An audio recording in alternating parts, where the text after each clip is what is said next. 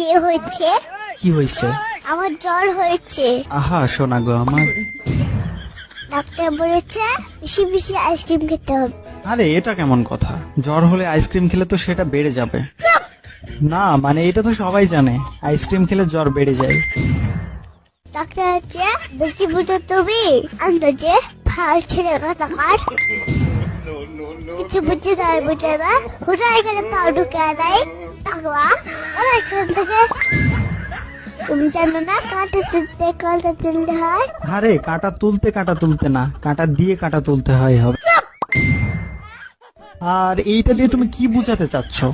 এটার মানে হলো ঠান্ডা লাগছে তাই বেশি বেশি আইসক্রিম খেতে হবে তাহলে ঠিক হয়ে যাবে। আইসে নিউটনের খালাতো বোন, আইসক্রিম খাওয়া বললেই তো হয়। তুমি এতদিন জানতো কেন? আরে নীল যন্ত্রণা, নীল লজ্জ হবে।